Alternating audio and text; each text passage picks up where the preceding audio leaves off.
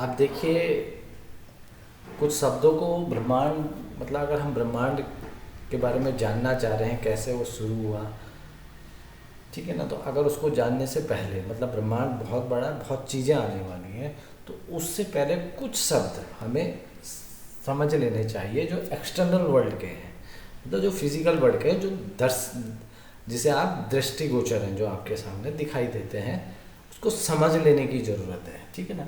तो सबसे पहले स्टार्स, सूरज जिसको कहते हैं, ये हमारा मेन वो है, ठीक है ना, जो दिखता है, ठीक है ना, जो एनर्जी का सोर्स मान सकते हैं हम इसे, ठीक है ना। मास, मास एक ऐसा है, it is a combination of matter, ठीक है ना, इसमें तीनों चीज़ आएंगी, मैटर की और एलिमेंट की, ठीक है ना, इन सबकी प्रॉपर्टीज होगी, ठीक है ना। तो इसको मास कहेंगे हम, जीवात्मा, ठीक है ना। ये अगेन ये मेरा वर्ड है, ये आज तक फिजिकल में नहीं लिया गया, आज से लेना चाहिए, क्योंकि इसकी भी फिजिक्स भी है और केमिस्ट्री भी है, ठीक है ना। तो ये मास है, तो इसमें क्या है, इसमें मैटर भी इन्वॉल्व होता है, ठीक है ना। इसमें कौन सा मैटर इन्वॉल्व होता है, अब मैटर इसमें होता है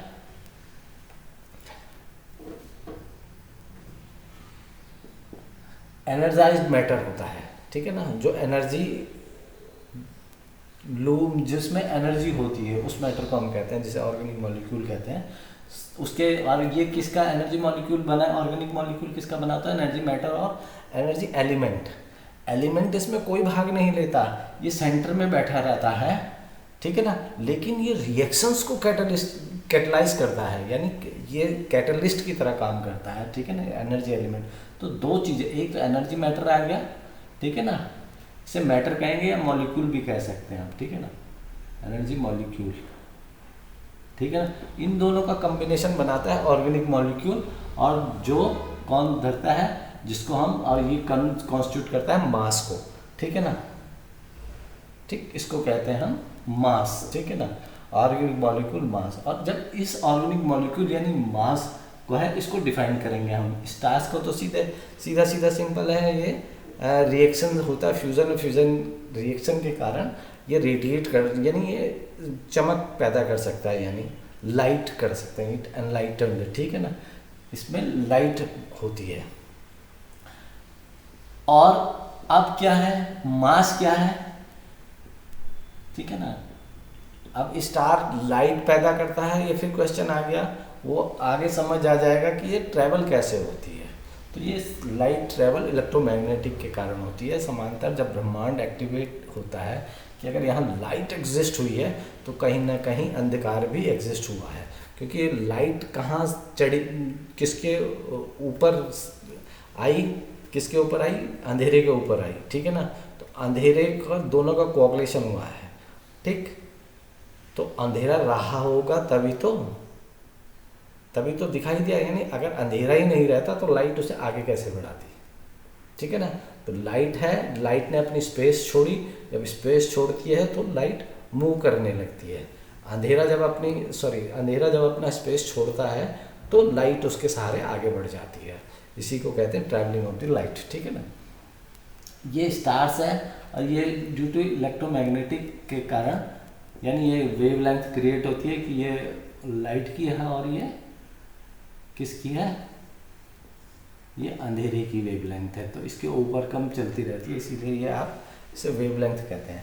अच्छा, ये मास क्या हो गया, मास में क्या होता है, जिसमें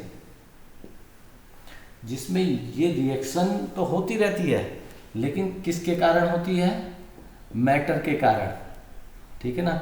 ये मैटर पहले मैटर की एनर्जी को शोषित करेगा, काइनेटिक एनर्जी में कन्वर्ट होगी, और जब टोटल मैटर कन्वर्ट हो जाता है काइनेटिक एनर्जी में, तब काइनेटिक एनर्जी पोटेंशियल एनर्जी में कन्वर्ट होती रहती है, ठीक है। ये प्रोसेस चलता रहता है, काइनेटिक, ये तो स्पॉन्टेनियस, ये रिएक्शन तो है ही, लेकिन यहाँ मैटर की अधिकता के कारण काइनेटिक एनर्जी हमेशा हावी रहती है, ताकि आदमी मूव ऑन कर सके। तो इस काइनेटिक एनर्जी के कारण आदमी मूव ऑन कर सकता है। पोटेंशियल एनर्जी को तो फर्निश कर ही रही है ये, लेकिन ये इस पूरे होल मैटर को भी आगे को बढ़ाती है, यानी काइनेटिक, उसको काइनेटिक एनर्जी प्रदान करके उसको गति देती है, ठीक है ना।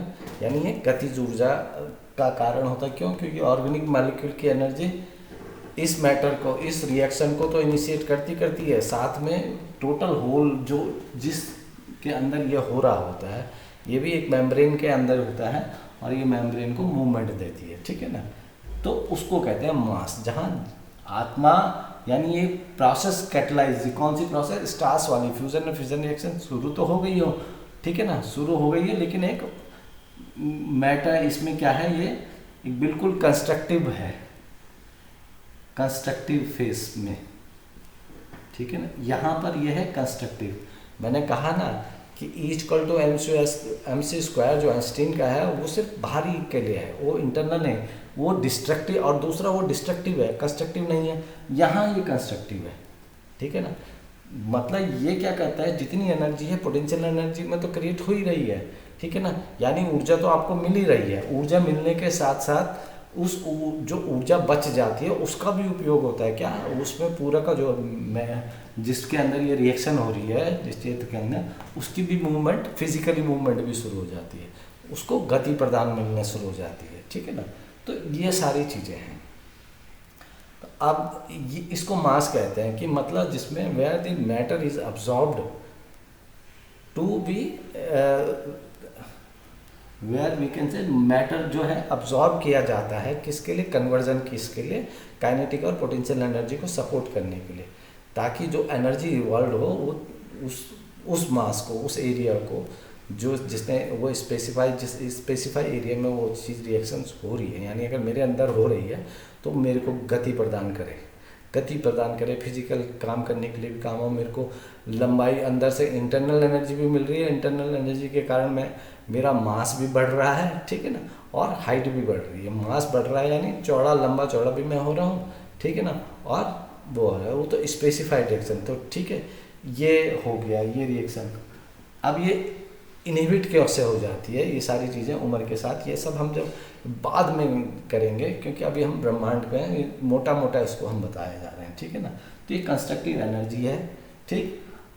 और एलिमेंट एनर्जी, यानी एलिमेंट तो वही है कि आप एलिमेंट जब बनने के कगार में हो, जब लास्ट आप एलिमेंट बनोगे, एलिमेंट जब बनता है कोई भी चीज़, एलिमेंट फ्रीली एग्जिस्ट तो होती नहीं है, एटमॉस्फेयर में आप कभी देख नहीं सकते, इनविजिबल रह लेता है सिर्फ ये एक इलेक्ट्रॉन और एक प्रोटॉन प्लस न्यूट्रॉन, बस, ठीक है ना। उसका सबसे छोटा, किसी भी मॉलिक्यूल का सबसे छोटा फॉर्म, ठीक है ना, उसको कहते हैं एनर्जी एलिमेंट। जब ये उस फॉर्म में चला जाए तो यानी ये रेडिएशन उत्पन्न करने लगता है, ये रेडी टू रेडिएट होता है, ठीक है ना। जैसे रेडियो एक्टिव एलिमेंट है यूरेनियम में। तो और दूसरी एक और बात है, E=mc², एनर्जी मॉलिक्यूल पे ही लगता है, ये एनर्जी मॉलिक्यूल है, ये कन्वर्ट होता है एनर्जी एलिमेंट में। तो ये अगर ये एनर्जी मॉलिक्यूल है, यानी कौन? जो रेडिएट होने की बस लास्ट उस पोजीशन में रहता है कि वो सारा अपना, उसे जरा सा एक इनिशिएशन मिल जाए कहीं से, हल्का सा उसे, जैसे न्यूट्रॉन से आप कहते हो कि न्यूट्रॉन से एनर्जी देते हैं और ये रिएक्शन शुरू हो जाती है और ये सारी एनर्जी इवॉल्व हो जाती है, इसके कारण परमाणु बम बना है। लेकिन एक बात है, E=mc², तो सारे फिजिकल मैटर के लिए होना चाहिए, उसके लिए स्पेसिफाइड एक एनर्जी मैटर ही के साथ क्यों होता है? वो मतलब यूरेनियम के ही साथ क्यों होता है? सिंपल सा पत्थर उठा के उसमें भी न्यूट्रॉन मार के देख लो, उससे कितनी एनर्जी निकलेगी। तो ये स्पेसिफाइड उसके लिए होता है E=mc²।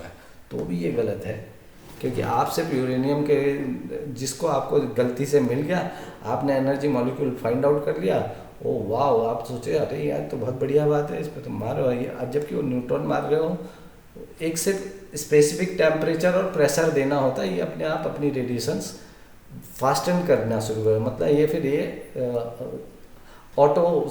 ऑटोमेटिक मोड में सेट हो जाता है, फिर सारी एनर्जी इवॉल्व करेगा जब तक कि लास्ट मॉलिक्यूल तक न पहुंच जाए। और लास्ट मॉलिक्यूल जैसे ही टूटता है, तो लास्ट मॉलिक्यूल जैसे ही होता है उसके बाद ये रिएक्शन नहीं होती है, वो लास्ट मॉलिक्यूल पे अटक जाता है।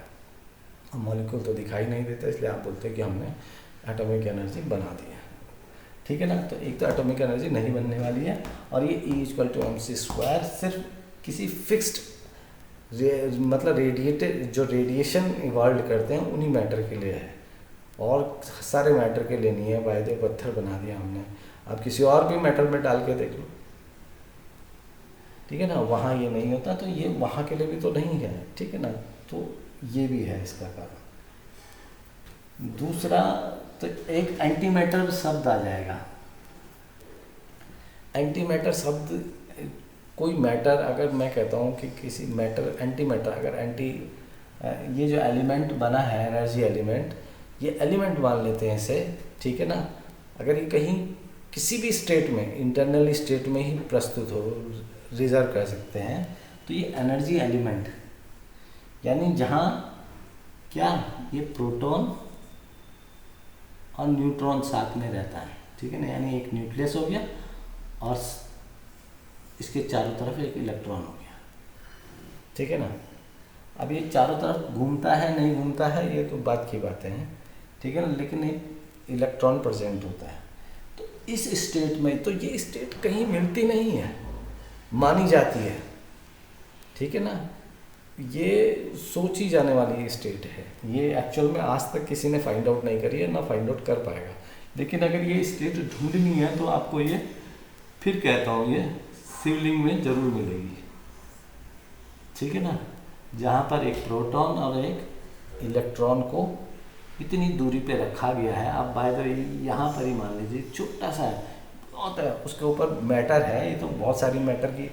आप बोले शिवलिंग में कैसे होगा, तो शिवलिंग में कोई एलिमेंट छुपा है मान लेते हैं, ठीक है ना, जो इनिशिएट कर सकता है। भाई जैसे कोरोना में भी तो एक अंदर एक एलिमेंट छुपा है जो सारी रिएक्शन को, जैसे आप गले में बैठते हो उसे स्पेसिफिक टेम्परेचर और प्रेशर मिलता है, वो स्टार्ट हो जाता है। पहले गले वाला सिस्टम था, अब तो इतना एडवांस हो गया कि आपके सीधे लंग्स में घुस जाता है, क्योंकि उसने सीधे टारगेट ही अब मिल गया, उसने वो सारी इन्फॉर्मेशन ले ली कि लंग्स में कैसे घुसा जाएगा, साइज क्या होगा, ठीक है ना। और सारी इन्फॉर्मेशन लेने के बाद अब वो इतना एडवांस हो के आया है कि आपके सीधे लंग्स में घुस जाता है। लंग्स में घुस जाता है, वहाँ जैसे उसे फिक्स टेम्परेचर और प्रेशर मिलता है वो इनिशिएट हो जाता है। इनिशिएट होने के बाद आपका बचना उसी के ऊपर वाले के हाथ में होता है, जिसने भेजा या जिसने जो भी है XYZ है, उसके बारे में हम नहीं बात करेंगे, तो उस पर डिपेंड करता है। तो ये सारी चीज़ें हैं। अब इस चीज़ को समझ लो, ये सारी चीज़ें आने वाली हैं जब हम ब्रह्मांड को क्रिएट करेंगे। जब ब्रह्मांड को क्रिएट करेंगे ये सारी चीज़ें आने वाली हैं, ठीक है ना। बहुत सारी चीज़ें हैं। अब देखिए वीडियो बनाने में, देखिए प्रश्न पूछने में, और अपने आप किसी को, मैं सोच रहा हूँ कोई सुनने वाला देखने वाला कोई इसे देखे, वो बात अलग है। इसीलिए कहते हैं एक पर्यवेक्षक इसीलिए ज़रूरत होती है कि जो समाज के उस वैज्ञानिक के प्रश्न लेके आए और जो मेरे जवाब लेके जाए। अगर मैं कम जानता हूँ, समाज के सभी तरह के प्रश्न, चाहे वो धर्म से हो, अध्यात्म से हो, राजनीति से हो, किसी भी प्रकार के प्रश्न, ब्रह्मांड का जितना ज्ञान है सबसे प्रश्न पूछे, ताकि मैं जानूँ तो सही मेरा ज्ञान कहाँ तक है।